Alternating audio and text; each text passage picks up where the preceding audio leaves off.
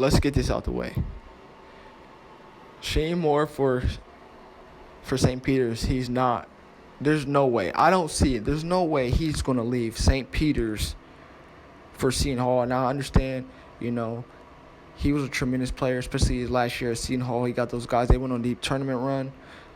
But for him to go to Seton Hall and coach, I don't think that would be, the right move.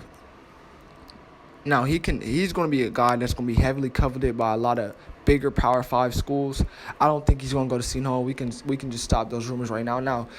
Now he did go there, so it's a possibility. But there's some people saying that he should, be the next Knicks head coach and get an NBA job offer. I'm not going to go that far, but I do know that I don't know how long he wants to remain there at St. Peter's, but I don't see him remaining there that long. This guy is, basically, taking the college basketball world by storm with the team that he has. And these guys have a lot of fight. They have a lot of heart. And they're rolling. They've once again proven why the Big Ten, people who don't like the Big Ten, to beat Purdue was very, very tough to see. The late game execution by Purdue down the stretch was not good, but you have to give St. Peter's credit. Pressing, Purdue has not seen what the type of defense, the defensive concepts that St. Peter's incorporated throughout this entire season. I've seen a lot of Purdue. I've seen Purdue play my Buckeyes, that team up north. They played a lot of teams, and the teams that they have faced in the Big Ten have not ran the type of defensive coverages and schemes that Shane Moore had. Now, you have to give him credit for that. And that's the problem with this NCAA tournament. You can't simulate this stuff because they're preparing for a Big Ten team.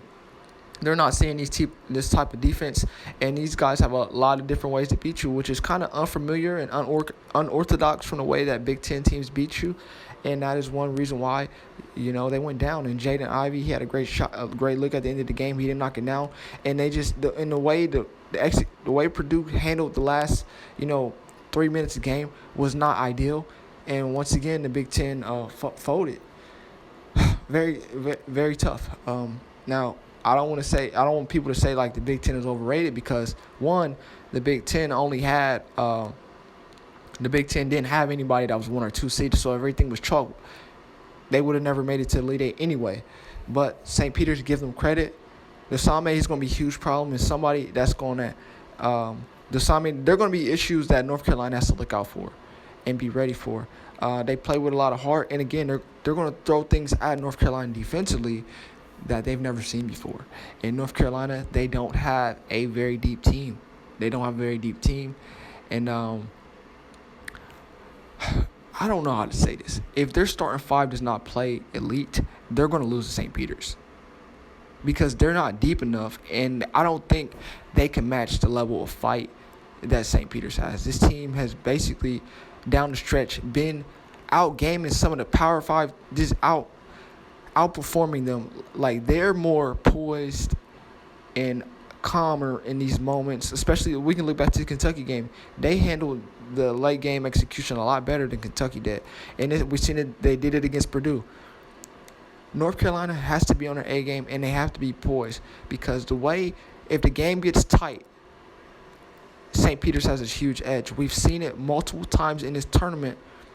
Teams, they don't understand the defensive concepts. Kentucky was confused down the stretch. Purdue had no idea what they were doing down the stretch. North Carolina, if the game gets close down the stretch, they have to use your timeouts. Do not be afraid to use your timeouts. North Carolina has got to use their timeouts. And even if if I'm North Carolina fan, I don't want to go down. I do not want to go down to the wire with St. Peter's. It's not a matchup. It's not a favorable matchup. Now, I do think they're going to come out and really give it. They're going to handle St. Peter's very early, very, very fast. It can get out of hand. That's how I see. Look, Baycott is tremendous. Manick is tremendous. R.J. Davis is tremendous. Caleb Love is tremendous. We've seen those guys go off before. And if R.J. Davis and Caleb Love go off together, it's gonna be a rout.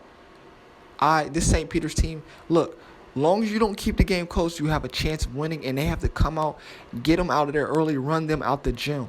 They're playing with a lot of heart and momentum. I respect it, but I have North Carolina winning because I'm going to believe that R.J. Davis and Caleb Love are going to step up and go off at the same time. I don't want to see one taking a backseat to the other. I don't want to see R.J. Davis going off and Caleb Love disappear like a magician, like this is some magic trick. And I don't want to see Caleb Love go off and R.J. Davis disappear. I don't want it. I want them to go off together because I don't think St. Peter's has the team that can contain both of them. Now, they have guys that can, make things very tough on Baycott and Manic for sure. I don't think they're both going to go off. But if the two guards go off, there's no way that they do not win this game. I have North Carolina win this game. St. Peter's tremendous run.